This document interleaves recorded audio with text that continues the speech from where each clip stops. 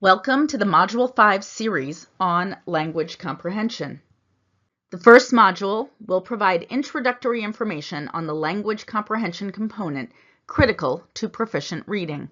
As always, we will start with this reminder. The vision for this project is that all schools and districts will develop a robust multi-tiered system of supports that allows for effective reading instruction for all students and better identification of students with dyslexia by removing other barriers to literacy development.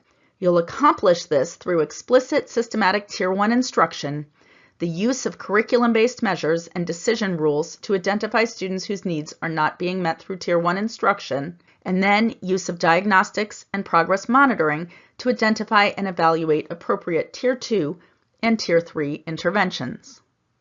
The power of the LAP-G is its function as a problem-solving tool, not just a checklist.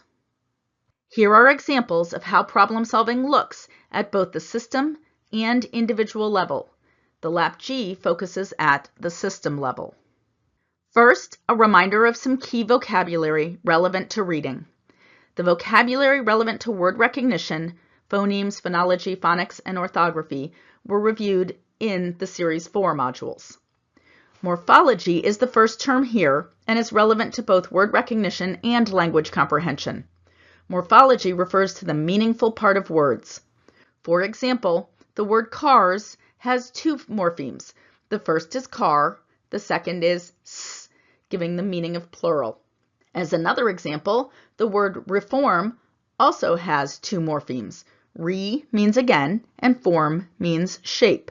So reform means to shape again. Semantics refers to word or phrase meaning. Syntax refers to the rules of sentence structure. For example, in English, an adjective comes before the noun, but in French, the adjective comes after the noun. So in English, syntax would indicate that the correct phrase is the red house. However, in French, it would be la maison rouge, the house red. Finally, pragmatics often refers to the rules of social language use. I use more casual language when having dinner with friends than when teaching a class or giving a presentation.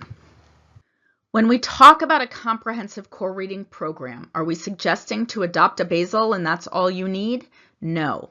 We are simply suggesting that knowledgeable and skilled teachers need aligned resources to do the hard work of teaching kids to read. A comprehensive core program should be validated by the research and used with fidelity. Otherwise, the research no longer applies. It should include the big ideas of reading identified by the National Reading Panel 20 plus years ago, plus writing. This is Tier 1. It should include all core components and have a strong language comprehension component. It should have a clear scope and sequence that follows a progression guided by the science. Whether that's based upon handwriting or frequency of use, there should be a clear explanation of why skills occur in the order they do. There should be clear and consistent instructional routines aligned with effective teaching strategies. Our students benefit when they see the same instructional routines and are part of those routines so that they don't have to use their mental energy to figure out the what, where, and how, only the new piece of content that we want them to focus on. There should be clear pacing that outlines knowledge and skills across grade levels for continuity of learning. There must be sufficient time allocated to key skill development.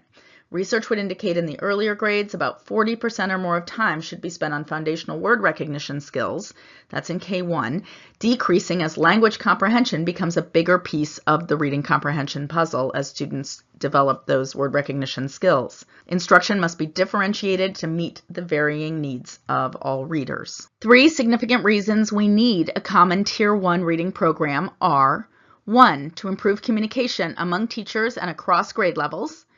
2, this improved shared language also helps students learn as they experience more consistent language, methods, and routines, and aligned sequences of instruction.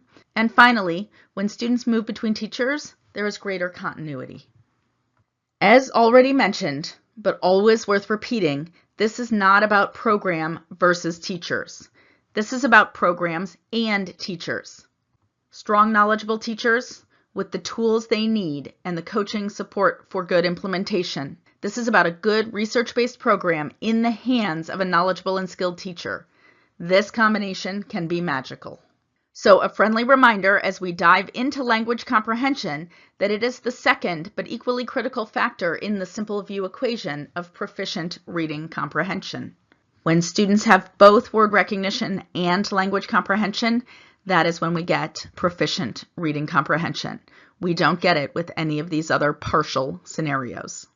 We also see in Scarborough's reading rope that language comprehension includes many components and encompasses many strands that weave together as part of proficient reading. So let's dig in. This introduction provides information to be ready to delve into specific parts of the LAPG language comprehension section.